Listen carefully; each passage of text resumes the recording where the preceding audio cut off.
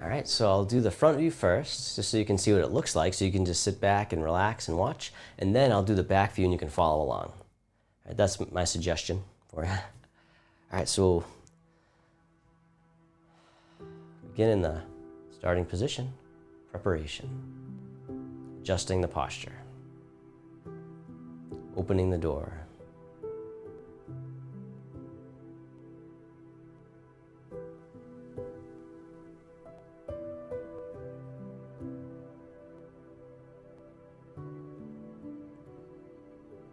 Parting wild horse's mane.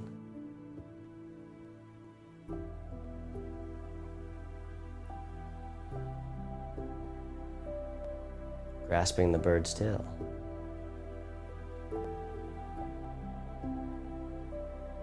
Ward off. Roll back.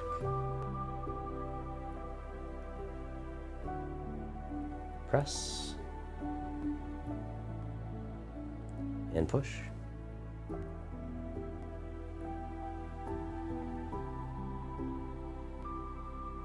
Wave hands like clouds 2 times.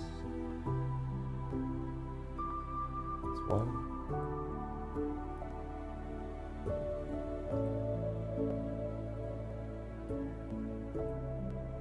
And 2. The rooster stands on 1 leg. 2 times, that's 1.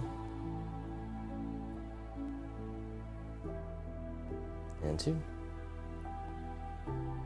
Cross hands.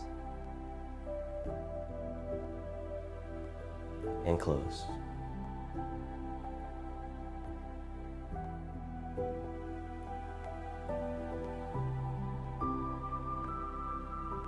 And I like to finish with a bow.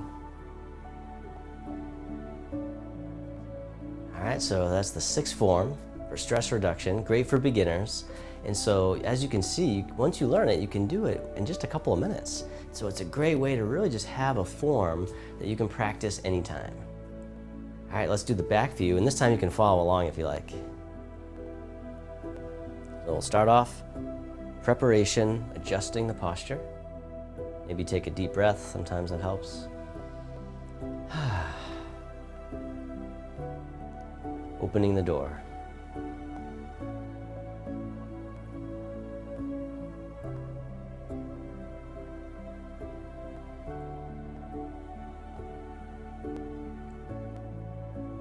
Parting wild horse's mane.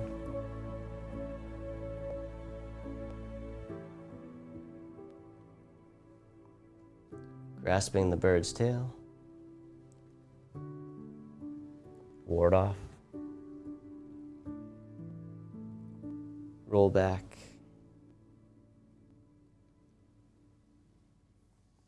Press.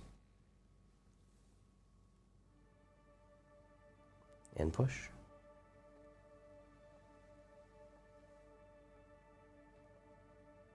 Wave hands like clouds 2 times. It's 1.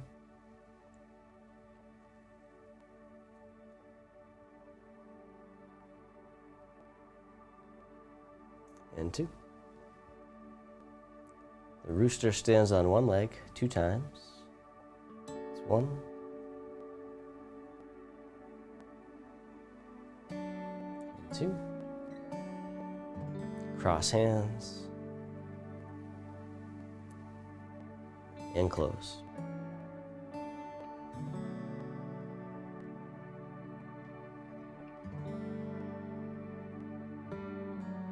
We can finish with the bow.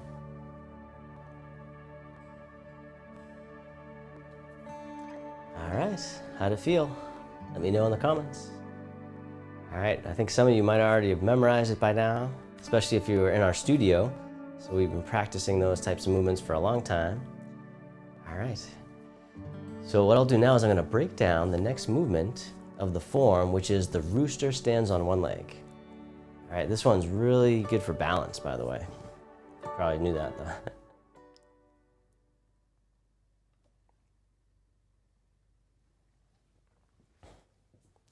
All right, so I'll just do the demonstration from the front view first. All All right, so we're at the end of wave hands like clouds the second time to the right. And then I'll just demonstrate it, then we'll talk about it. So the rooster stands on one leg, 1. And then number 2. All right. So should I do it one more time? Let's do it one more time. You can catch some more details. All right, so as we're drifting across, the rooster stands on one leg, number 1.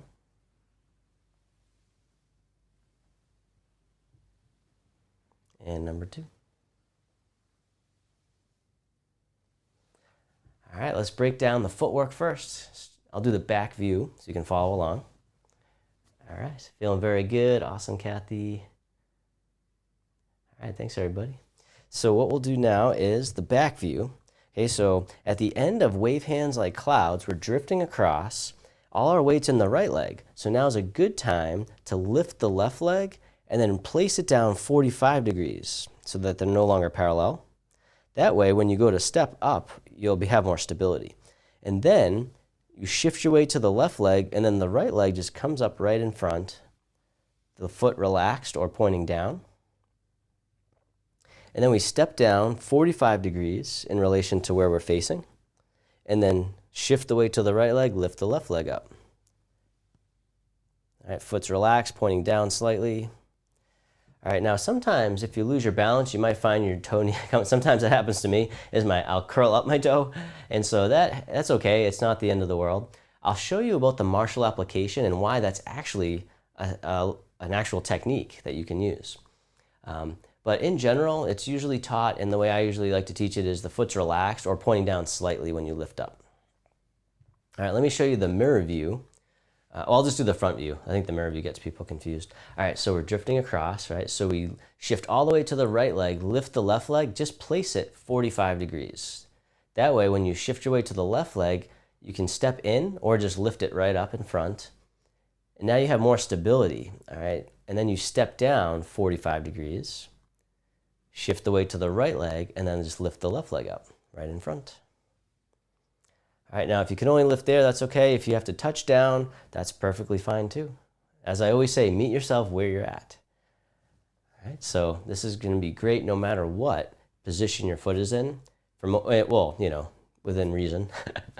But in general, we're getting the benefits of Tai Chi. Unless you want to compete, then you probably don't have to worry about getting it perfect. So they do have competitions, though. Anyways, we're here mostly for the health and wellness benefits, and so that's why it doesn't matter so much, but as long as you're safe. And so that's why I gave you some options. All right, so then what do the arms do? All right, so we're drifting across. All right, this is the front view. So the right hand's on top, left hand is scooping under. Remember from last week where it's kind of scooping the dust under the carpet. Then both hands turn away from you, from your body. And then as they're pushing out to the side, they begin to float down in a circular pattern. All right, let's just do the right hand. The right hand comes to the center line, and then as the leg lifts, it lifts up with it. And then the hand comes up to eye level. All right, then the hand floats down, and then it comes across the body, and then as the left leg lifts up, it pushes down the opposite way. So it's like a little pump action.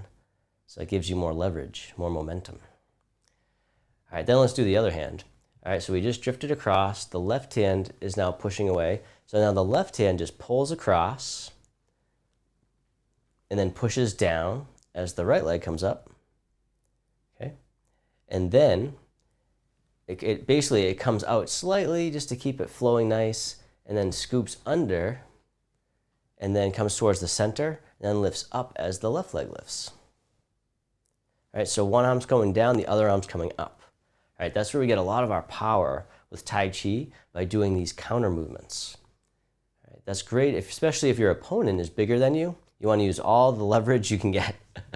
So if you just try to lift someone up, you may not be effective. But if you're lifting someone up like that, you may be a lot more effective. All right, let's do the back view. You can follow along. We'll put it all together. Oh, by the way, as you come up, the torso, what is the torso doing? So the torso is now out at 45 degrees at the end of cloud hands. Then it comes back to center, And then as the right leg lifts, it turns out 45 degrees to the left. All right. Other side, the torso is only going 45 to 0, then to 45. And then it's 45 as the left leg lifts. All right, so remember the toe is relaxed or pointing slightly down is okay, but you don't want to force it down and be really rigid. So that's why I just say just relax it down. And then, the arm. So the arm, as the hand's coming up, you want to have the hand open. So the fingers are slightly separated, but they're not real rigid, and they're not too limp. So the hand is open, and this is called the tiger's mouth. It's between the thumb and index finger. And so you're looking through that as if it's like your target, like your scope or sighting.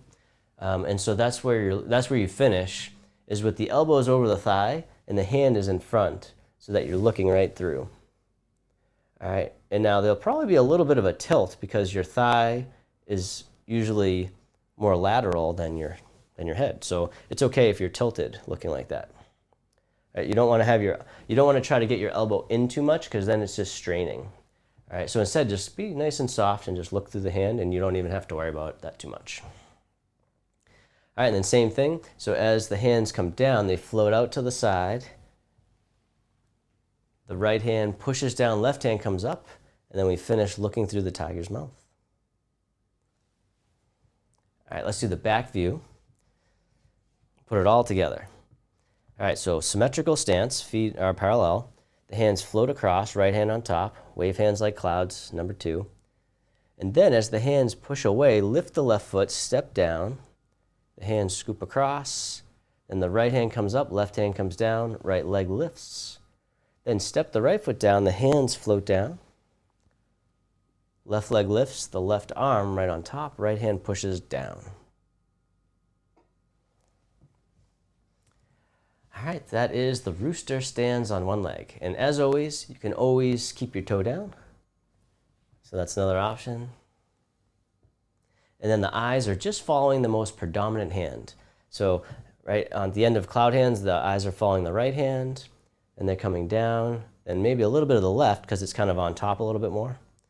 And then it comes back to the right, and then we're looking straight ahead, right through the tiger's mouth. So that's the footwork, the torso, the arms, and the eyes. And so if you get all those things harmonious together, then you'll be doing some Tai Chi. But remember, even if you don't have it perfect, you're still getting the benefits. You're still getting strength, flexibility, balance, reducing stress, creating inner peace. All right, what questions do you have on the rooster?